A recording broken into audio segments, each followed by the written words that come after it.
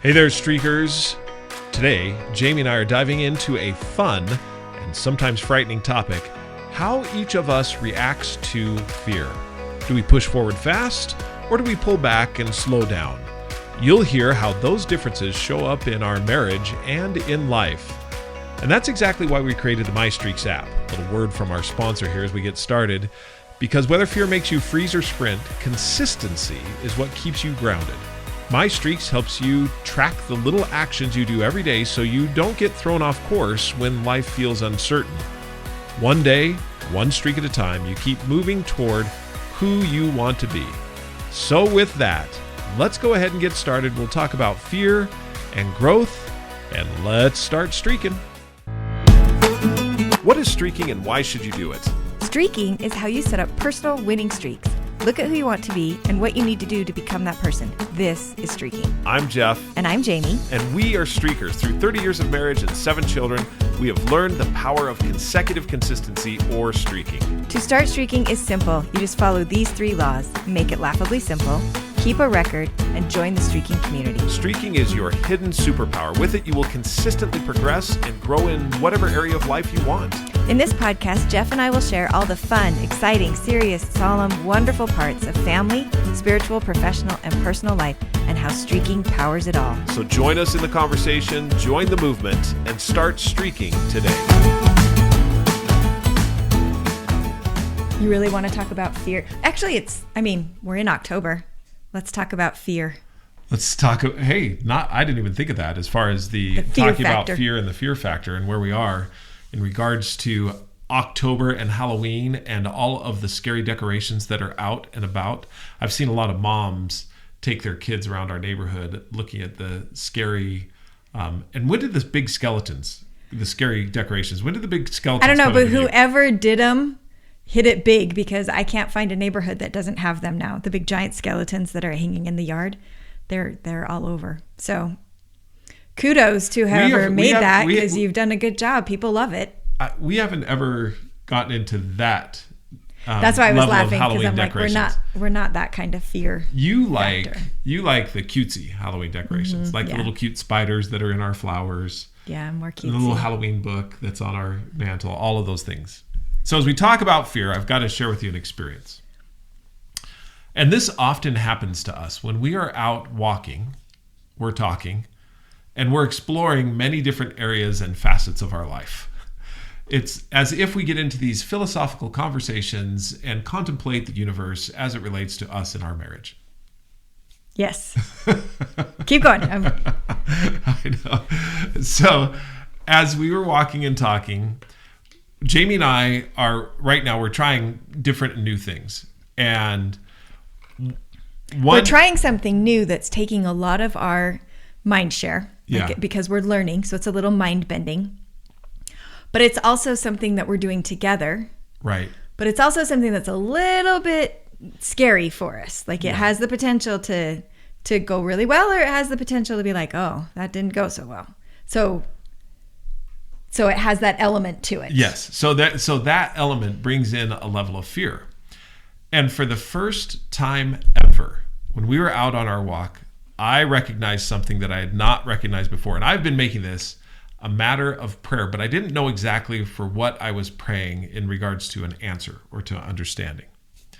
So we're on our walk, and I think it was after our walk. It wasn't necessarily right on our walk. It was like the next. And it's like we had come in from our walk or something, but I remember saying to you, because I think we were in these chairs right here, when I said, I need to tell you something. Yes. So that was when you told me, but it was spurred from something early the day before. And that was that you had gone to lunch with someone who was also doing what we're doing. Yes. And you came back very excited to talk about what he was doing, and in your excitement of, oh, we should do this and we should try this, I was not excited. Let me modify. Maybe we should do this. Right. I didn't say we should. I was saying maybe we should. Maybe we should do this. Yeah. You just were excited about it. I was very excited. You were excited to share. But my response was one of a little bit of nervousness. I was like, right. Is that, and you, because we've been married long enough, you picked up on it quickly, because we were just talking on the phone. We were just 34 years of marriage. Yes, and you picked up on it right away. And we're both working on being more what we're calling transparent and honest, that when one person says, well, I feel like this makes you nervous. And that's what you said. I feel like this makes you nervous. And I was able to be like, yes, it does make me nervous. And then we went to another conversation. Now, transparency is another thing that we can talk about, which I think we'll get into in this conversation, but keep going. So then we went to a place again of, why am I nervous? And it was a feeling of like, well, I feel like you want to go faster again. And that makes me nervous. I'm like, I don't want to go fast, because I want to slow down a little bit and learn what we're doing. And I feel like you were saying, well, but we're missing stuff. We've got to go faster. Yeah. So that was kind of the end of that conversation a little bit. And it was a little heated. That day. I mean, let's just be honest. It was tense. It wasn't, I wouldn't say it was heated, but I would say that it was contentious. Yes. But it was tense. I mean, we both felt the tension. Yes. And that tension lasted through the evening. Tension is a good way to describe it, because what I felt like it was both of us feeling like, well, I want to move in a direction, but the other one doesn't. And so how are we going to work this out? Because we've agreed that we've got to be on board, and before we move, that we've got to both feel like we're okay. Right. And so I think the tension came in of you feeling like, well, we've got to move quickly, and me feeling like we got to slow down. And that tension was like, well, what are we going to do? If you feel like we got to move quickly and I feel like we got to slow down, what does that look like? What does that look like? Yeah. So the next morning, I was thinking about it. We talked to, and the reason I said on a walk, because I think we talked about it a little bit, but then I know why. Sorry, guys. I know that this is kind of all over the place, but it was such a moment of revelation that we have to do the setup right. We had not gone on our walk yet. No, we hadn't. And I asked you to come in because I wanted to talk to you about what had happened, the tension that was between us. And I was afraid that you were going to, great, he's going to bring me in and try to persuade me. Which I have done in the past. Uh-huh. And so it was a valid fear. Uh-huh. But remember I told you, I said, I'm not going to persuade you to try to do something. I learned something and I want to share it with you. Yeah.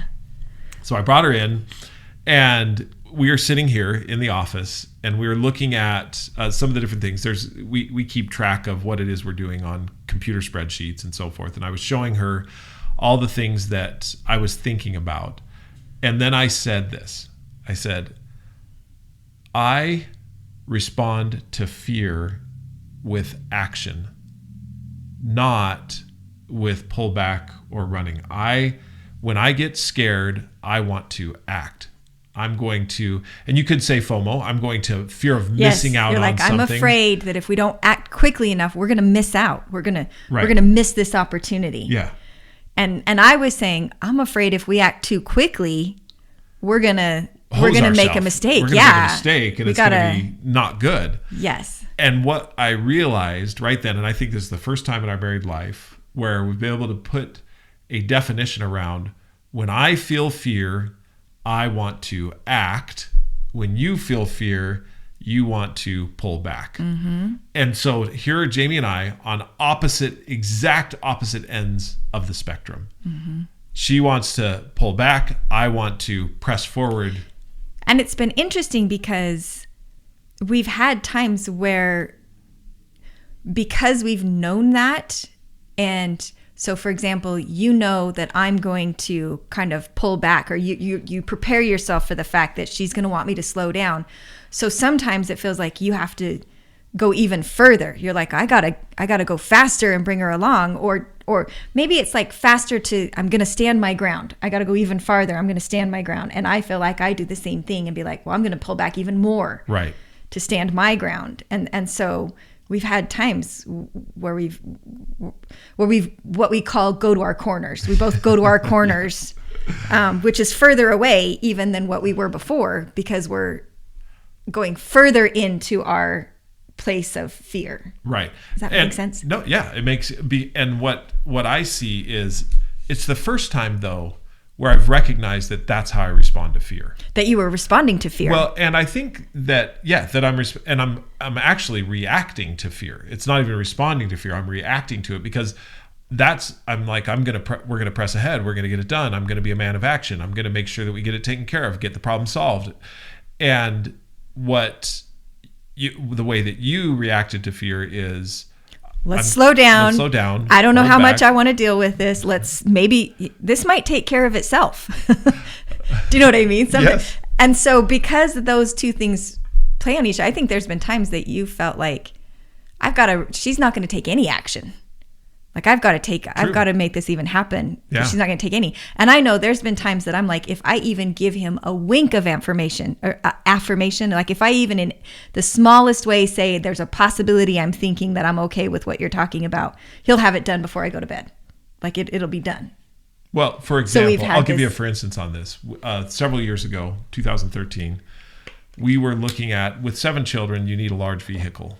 And we had found a vehicle that was the NV 3500 Nissan.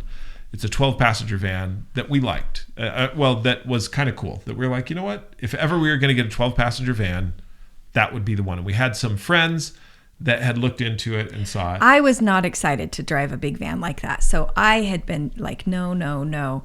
And then when we found the NV 3500, I had talked to someone that said she loved it. I looked at it and I remember exactly, I said, you know what, there's a possibility I could like this van. Like, right. I think this one is okay. Right. I could maybe do this. So we talked about it, but then Then the next morning she said, you know what, you gave a more affirmative answer than that. You gave a more affirmative answer than I could possibly do this. You gave an affirmative answer like, yeah, I could do this. I immediately found it and bought it. Yep. That was it. I was like, I was still thinking about it. I remember what it was. You said, if you can put a sound system in it that is a good sound system in it, then I would be interested. Yeah. I'm like, done. But you moved, so I wasn't. But that's okay. I think that expresses the point, because you're right. I moved very quickly, and you were like, I'm still analyzing. Yes, I'm still thinking about it. That wasn't a yes. That was a one step further in the analysis. But here's where it's caused problems in our marriage is both of us have always thought the other of us is, when you say anchored in our corner, that either Jeff is right, he's always making decisions, solving problems, or I'm always like, Jamie's right, she's always the one that makes sure we don't get into trouble. Mm-hmm. But not ever recognizing what was behind it. Because one of my tenets that I live by is any decision made in fear is usually the wrong decision. Yeah. But I didn't recognize that I was moving fearfully forward, because I thought, to your point, and what is often lauded in this world, and it's actually what we talked a little bit about as far as that engine and the brake, is the engine is the thing that gets the attention. Mm-hmm. Oh, look how many horsepower it has. Look how fast it can go. Look at what it is. But what happens is I make a decision because I'm fearful, and I can cite several instances where I've made that decision to push ahead and it was not the right decision. And I can cite instances in my professional life. I can cite instances in my personal life where I was like, okay, I'm going to move ahead because I was scared of whatever may or may not happen if I didn't. It's been fascinating. So it was a fascinating conversation, because coming at it from the other side, it was fascinating for me to recognize that your response to the fear or reaction to the fear was to plow ahead faster. Right. Which actually causes me more fear. But for you, that's what you did to alleviate the fear. And that for you, standing still or holding back was more fearful than plowing ahead. The other thing that's been interesting about this is having those moments, because I've had a similar moment for something different, where you've been talking to someone for a long time. And this is part of what I love about having a good marital relationship, is that you have somebody that you can trust, who knows you well, who loves you, who can sometimes see things in you that you can't see in yourself, and is patient to work through it with you, because it is hard for us. There are certain things in ourselves that are really hard to see. And I've had a similar experience to you that we had something that you would often say to me. For me, it was limitations. You would often say, well, the only limitations in life are the ones that you set, that you create for yourself. The only limits in life are the limits you place on yourself. And I grew up very much feeling like there were very many limitations. There were, and we'd had a lot of discussions about this. And there was this one moment in time where it just, I don't know how to describe it. And maybe people have had this same experience, like an aha moment, but for whatever reason, I saw things differently. And I looked back at past experiences and things that I thought were legitimate barriers. I looked at and I was like, that was a self-limitation. That wasn't a real barrier. Like I was placing that limitation there, but I had never seen it. I couldn't see it until something had happened. And I don't even remember exactly what happened that helped. I think oftentimes it's a journey that we go on, but it's an amazing experience when you have been working on something and all of a sudden you're like, oh my gosh, I see that. I didn't see it before. And it's humbling, because it can be humbling, especially when you're like, this person has been telling me. So they've seen it, like they've kind of seen it. And even in their telling me, I didn't see it until now. Right. And all of a sudden when you see it, you're like, oh my goodness, now I can see it all over the place. Like I see it in a lot of places. Yeah. And not in a bad way, but you that relates a little bit to the conversation that we had last week, as far as once you see it everywhere. You see it everywhere. And so, but it's a beautiful thing to look at and be like, okay, now that I see it, it's almost, at first it's a little bit humbling and a little bit scary.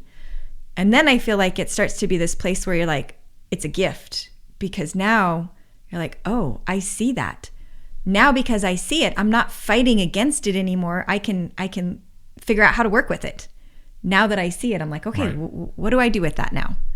So the scripture that I love is, it's because thou hast seen thy weakness, thou shalt be made strong. Mm-hmm. But we have to see it before you can actually be made strong, before I can actually work on it, which is why this revelatory instance of, oh, I'm acting in fear. Right. All of a sudden now I can question my motive, and so in what we're currently doing, we discuss together a lot about what decision we're going to make going forward. Mm-hmm. And I can know now that if I'm feeling like we need to move ahead, I can pause and say, okay, am I feeling that because of good research and understanding, or am I feeling that because I'm fearful that I'm going to miss out on something if we don't move ahead? And if it's the latter, I'm fearful because we're going to miss out, then I need to reevaluate and step back.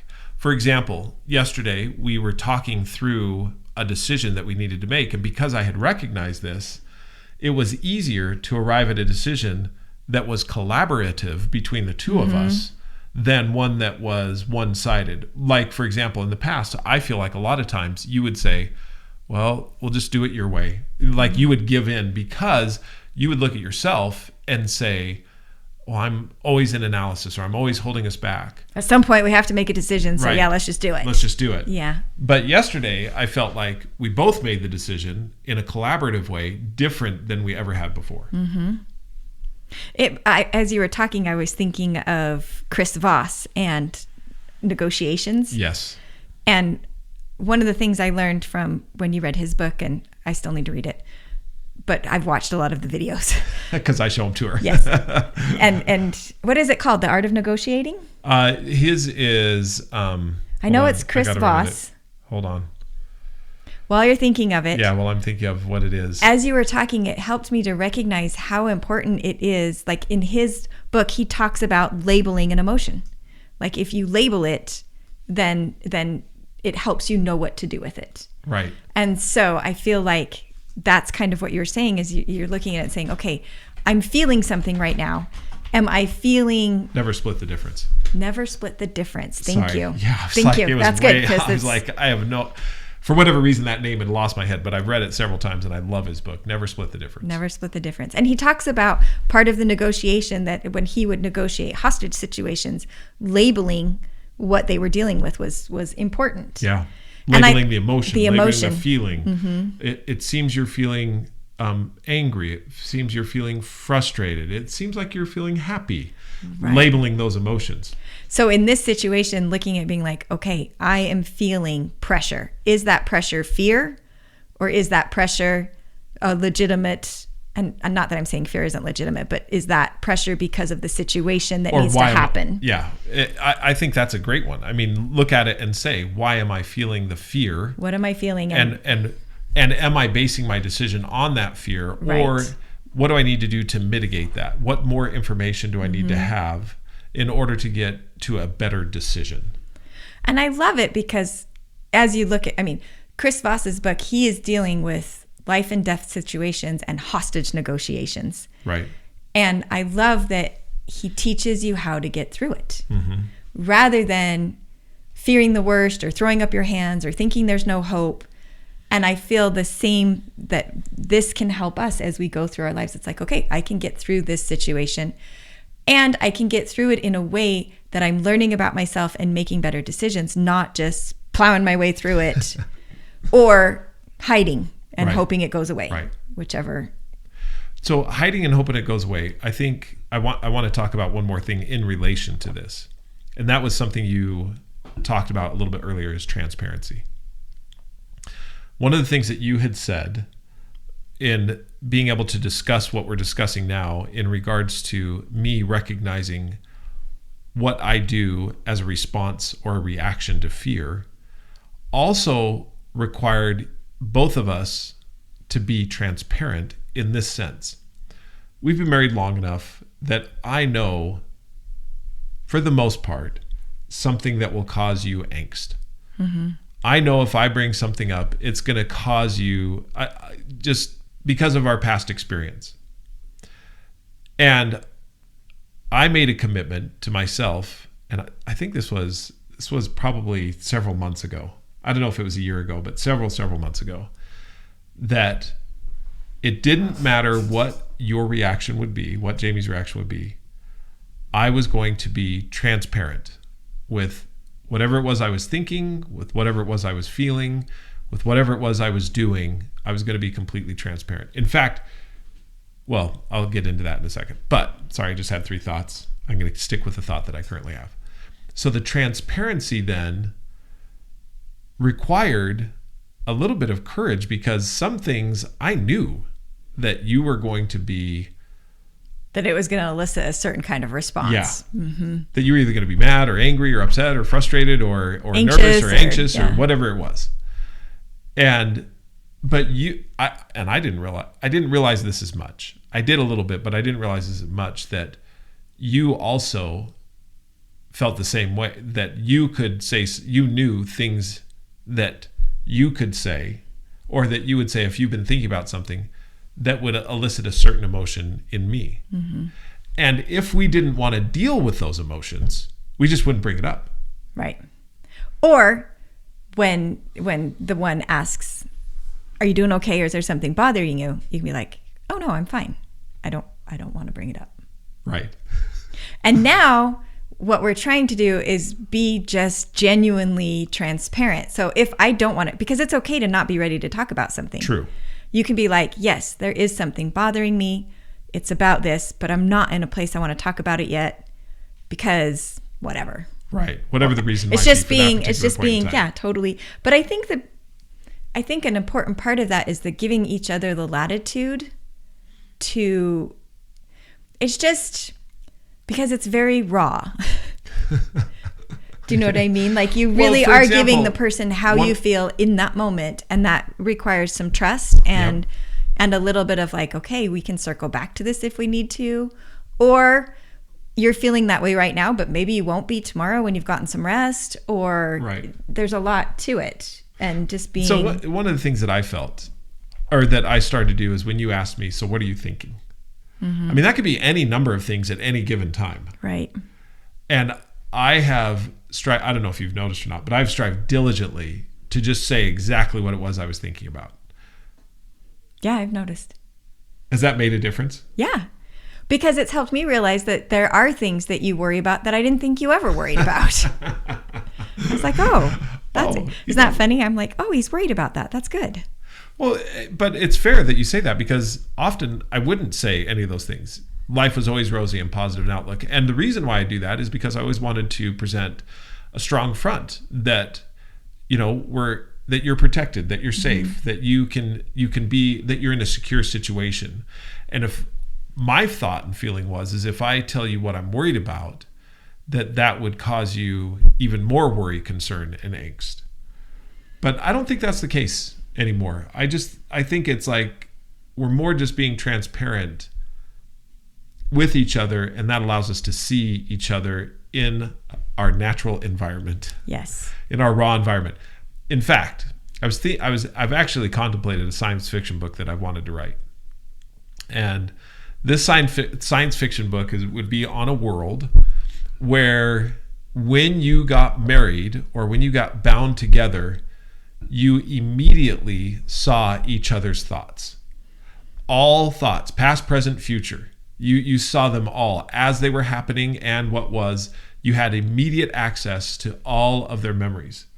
And it would be like this moment where when the words were spoken and you were bound together, that all of a sudden it's like the doors open and your thoughts were immediately flooded. And that in this world, you prepared for that moment. So there was all kinds of things that you did to prepare for that moment, when now you're sharing someone else's thoughts completely. And it didn't matter if you were separated by physical distance or anything, you always could see one another's thoughts in the moment.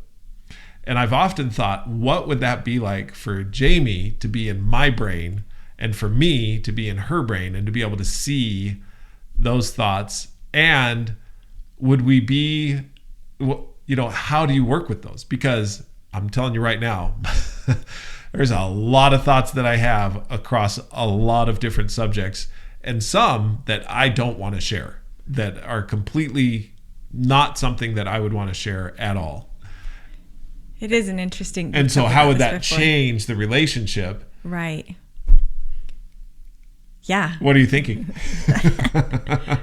That one, preparation for that would be really good and important.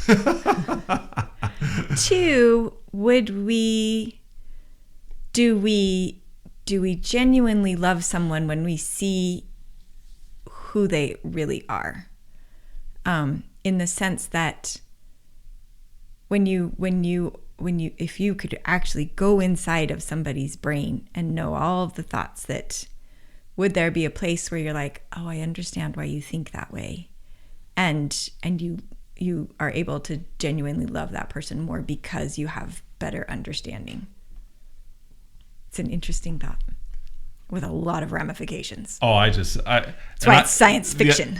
That's why. And the other thought that I had is, in this world, that not only that would happen, but also there's how, like I was saying, young men, young women prepare for it. But if there's ever a breakup, if there's a binding break, what that looks like. Yeah. Because once you're bound together, and in this world, I was thinking, okay, are the rules of this world that you stay bound no matter what? It's kind of like, wow. So anyway, all of that to say, transparency is something that I look at and cherish and value, and requires a significant level of trust. Yeah. Because I trust you implicitly. That's why when we talk about where we are in transparency now, it is years and years and years of shared experiences and of sometimes shared arguments and coming back together and trying to understand one another again. And I guess I just want to say that there is a huge amount of value, infinite value, in not giving up on that, on coming back and striving, both people coming back to strive to be like, all right, let's better understand each other. And that it's a good amount of work. There's so many times now that we've been married as long as we have that I'm like, I would have thought that we would have this mastered by now. that after this and many I still years, surprise you. yes, and I'm still surprised by things, and which is great, but sometimes surprising. But I'm like, thought I knew this about you, You're like, and which is I'm totally great, surprised. kind of, but But it does lend itself to recognizing that no matter how long you're with somebody, giving people the opportunity to change and to grow and to, because sometimes I look at it and I'm like, yeah, maybe that was how you were before, but you've changed, you've grown, you don't have those same thoughts and feelings anymore, and to give you the place to change, and as you've given me the place to change, to not hold us always to the one person that we were in that one moment or that period of time. It's like, yeah, I did do that, and I've grown since then. I think that's probably one of the most difficult things in a long-term loving relationship, is to allow people the opportunity to change. And here's what I mean by that. I've established a pattern of behavior over several years, and now I change that pattern of behavior. That pattern of behavior, though it's different, you still have 10 years of that pattern being exactly the same. And it's like, wait, you didn't. And sometimes a lot of effort to understand and like be okay with it. Right. And then, and so it is interesting. We've talked a little bit about this. And to understand myself that yes. I because we were just talking about this as far as the changes that I've been going through in the last little while are different than we've ever faced in our lives. Right. And those changes, you're like, but wait a second. Like, for example, we were talking about writing.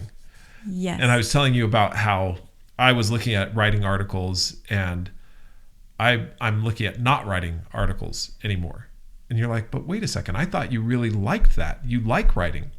And what I was saying is I still love writing, but not necessarily writing to post on a certain social media platform. Right. But writing, for example, I love writing letters to our children who serve missions, and I love writing letters to other acquaintances and friends. And I really enjoy that process, and I enjoy that writing. So my streak of write at least one sentence daily is for a letter, article, or book. Mm-hmm. And I did enjoy writing the book, the streaking book, with you, and that process of writing that book. And could I see myself writing another book? Yeah, I think I would really enjoy that. It's not right now at this moment. But I defined something differently than what you had expected or had seen, and that threw you for a loop. Yes.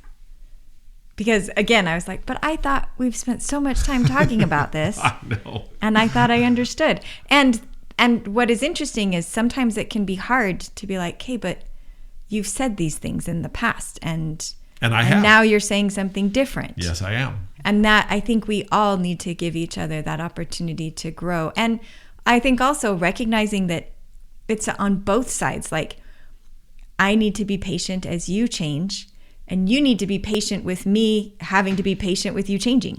Exactly. Does that make sense? Yes. Or vice versa. Well, like recognizing that it's like, oh, you're right. I have acted this way for a long time, and now I'm acting different. And then also recognizing that it's still a part of the journey, because some of those changes are like, well, I'm just exploring something new. I don't know if it's going to stick or not stick. And other times it's like, yes, I've recognized that I've been this way, and I'm changing that. And it may take time for you to trust that that's a real change. Right. That it's not just something short-lived or something fickle. And therefore, like what you said, I therefore need to express patience as well in you adapting to the change, because I may feel it fully, but until my behavior is till enough time has gone by. Yes, it's like streaking. I mean, with any streak you look at, and it takes time to get that streak into the place where you can believe that it's going to be a consistent behavior. Right. Because it just is. I mean, it takes us a while for that consistency credibility. shows credibility. Yeah, through time. This has been fun. Very vulnerable. It's kind of how I am. Yes. Transparency. We hope you've enjoyed it. It's been a fun conversation. If you would like to comment or give any thoughts, feel free to email Jamie or I. Me, Jeffrey, Jeffery, at mystreaksapp.com, or Jami, Jami, at mystreaksapp.com. Until we talk again, we hope you have a marvelous, transparent, fantastic day. And as always, keep streaking.